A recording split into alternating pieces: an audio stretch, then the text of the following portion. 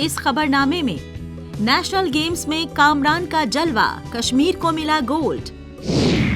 और भद्रवाह के पियर काश्तकार हाजी शफी की खुद कफील होने की कहानी।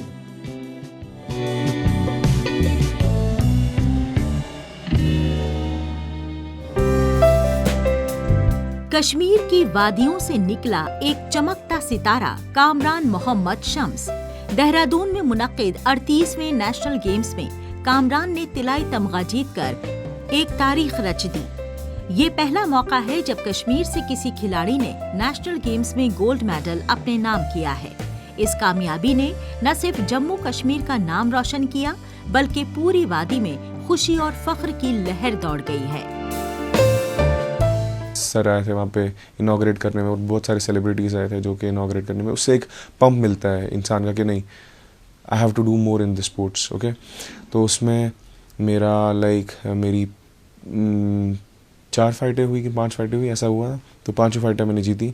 उसमें से बहुत सारे नॉकआउट्स हैं मेरे। मेनली जितना भी मैंने अभी तक नेशनल्स खेले उनमें 90% ऑफ द फाइट्स मेरी नॉकआउट फाइट्स ही होती है। तो मेहनत चल रही है। तो उसमें मेरा जो नेशनल गेम्स का इवेंट था उसमें मेरा गोल्ड आया, कि जो कि कश्मीरी पहला मैं था जिसमें किसी कश्मीरी को गोल्ड आया है। इससे पहले जम्मू वाले 1-2 बंदों को आया है गोल्ड, तो कश्मीरी पर किसी को गेम में नहीं आया। तो वुशु का पहला बंदा था मैं, इवन कश्मीर का पहला बंदा था जिसका वो नेशनल गेम्स में गोल्ड आया। तो बहुत प्राउड की बात थी मेरे लिए भी, हर किसी के लिए भी, किसी भी कश्मीरी के लिए। कामरान का ये सफर आसान नहीं रहा। इन्होंने स्कूल से ही वुशु खेलना शुरू किया।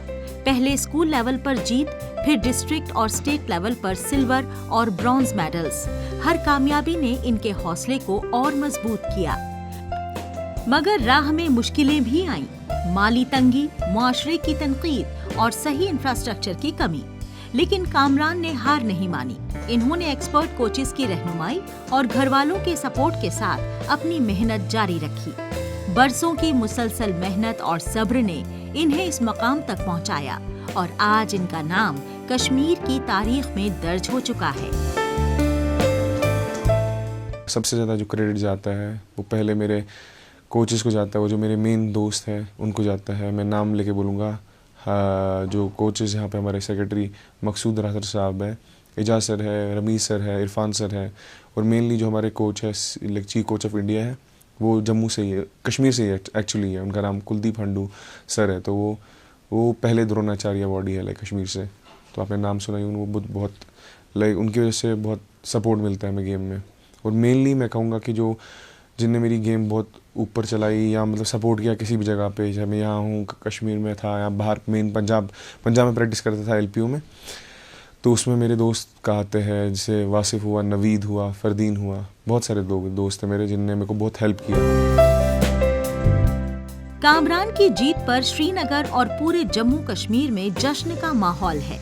मोहल्ले के अफराद, दोस्त और साथी खिलाड़ी सब ने मिठाइयाँ बांटकर इस फतह का जश्न मनाया। इनके कोच का कहना है कि ये जीत कश्मीर की स्पोर्ट्स तारीख का टर्निंग पॉइंट है। लोग कह रहे हैं कि इस कामयाबी ने ये साबित कर दिया है कि अगर टैलेंट को सही प्लेटफॉर्म और सहूलत मिले तो वादी के खिलाड़ी भी मुल्क का नाम रोशन कर सकते हैं। ये जीत सिर्फ एक खिलाड़ी की नहीं, बल्कि पूरी कश्मीरियत की जीत है। इसमें मेहनत बहुत लग गई कि हमें 2-2 टाइम प्रैक्टिस करनी पड़ती थी, सुबह शाम को, इवन और दिन में भी जब टाइम आता था तब भी हम प्रैक्टिस कर लेते थे। इसके लिए हमने लगभग 1-1.5 साल कंटिन्यू प्रैक्टिस की। इससे पहले सीनियर नेशनलिस्ट ने खेला, उसमें उसका गोल्ड आया। उसके बाद ये नेशनल गेम्स में टॉप 8 होते हैं खाली ये सिलेक्ट, फिर ये टॉप 8 में आया। जब मैं वहाँ गया तो इसका फिर वहाँ पे गोल्ड आया।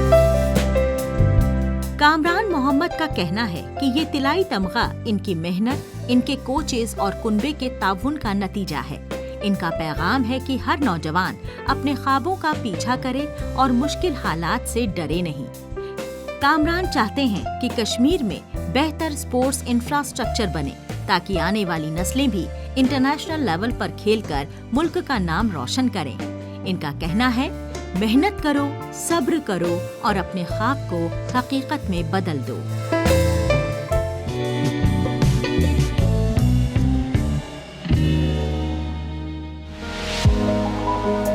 जम्मू कश्मीर के भद्रवा जिले की वादियों में कभी गरीबी और सूखे की मार झेलते गांव भरोवा, खालो और शनात्रा आज खुद कफील भारत की मिसाल बन चुके हैं और इस बदलाव के पीछे हैं 78 साल के हाजी मोहम्मद शफी शेख।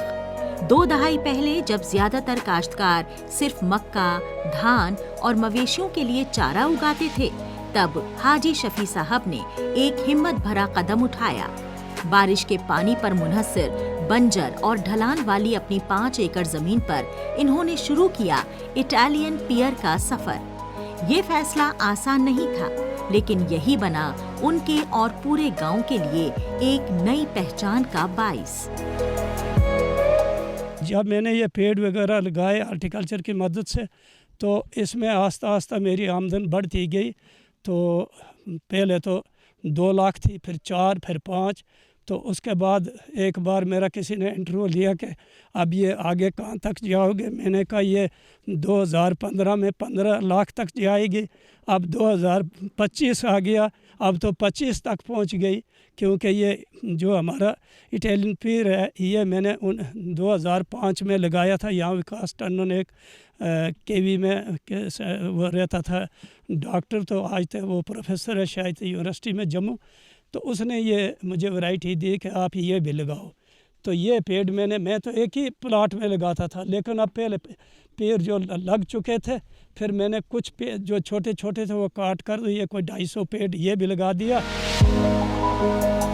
शुरुआत में न पानी की सहूलत न टेक्निक का सहारा, लेकिन हौसले बुलंद थे।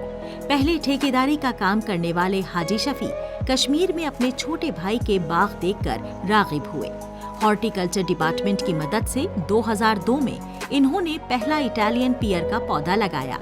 एक दिन एग्रीकल्चर साइंस सेंटर के डॉक्टर विकास टंडन ने इन्हें कुछ पौधे गिफ्ट किए और यही बना इनकी जिंदगी का टर्निंग पॉइंट। आज इनके बाग में 250 से ज्यादा पियर के पेड़ हैं और सालाना आमदनी 20,000 रुपए से बढ़कर 25 लाख रुपए हो चुकी है। मेरे सोच एक ये आ गया आइडिया कि क्यों न हो कि इस ज़मीन में हम इस फसल को लगाने के बजाय इसको हम थोड़ा हॉर्टिकल्चर की मदद से इसको हम इसमें हॉर्टिकल्चर इसमें बागवानी के काम में पौधे लगाएं और ये ज़मीन अपनी ये बार बार फसल लगानी, आई बारिश बनी, नहीं आई तो नहीं बनी। तो उसके बाद जब मैंने उधर देखा तो मैंने आकर यहाँ जो HDO था तो उसके साथ भद्रवा में बात की, तो उसने मेरे लिए 100 प्लांट फ़िलहाल अखरोटों का बुक करवाया। तो वो 79 में जब प्लांट आए तो मैंने 2 अपने रकबों में, एक मेरा कोई 15 कनाल रकबा, दूसरा 10 कनाल, उसमें मैंने वो बंजर ज़मीन है तो मैंने वो अखरोट लगाए। उसके बाद 80 में मैंने शुरू किए ये नाशपाती के पेड़ लगाने। आज हाजी शफी शेख सिर्फ एक कामयाब काश्तकार नहीं, बल्कि अपने इलाके के नौजवानों के लिए रोजगार का सहारा है। 25 से ज्यादा मजदूर इनके बाग में काम करते हैं। कई नौजवानों को इन्होंने पियर के पौधे मुफ्त में दिए ताकि वो भी अपना काम शुरू कर सकें। शनात्रा गांव के कबीर अहमद कहते हैं, पहले हम रोजगार की तलाश में शहरों की तरफ जाते थे, लेकिन अब यही रोजगार है। इटालियन पियर ने न सिर्फ लोगों को रोजगार दिया, बल्कि एक नई सोच और खुद कफालत की राह दिखाई।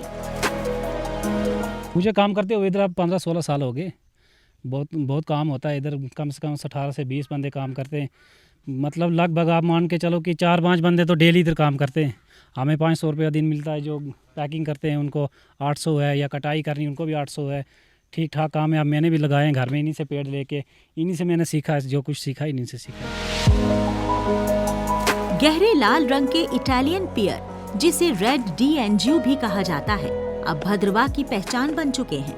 ये गैर मुल्की फल अब हाई क्लास के सारिफीन में बेहद मशहूर है और सयाहों के लिए भी पुरकशिश। हाजी शफी शेख का कहना है, मेरा ख्वाब है कि भद्रवा का नाम दुनिया में पियर के लिए जाना जाए। इनकी मेहनत और लगन एक आम काश्तकार के लिए मशअले राह बन चुकी है। आज ये वादियाँ सिर्फ फलों से नहीं, बल्कि उम्मीद और खुद कफालत से महक रही हैं।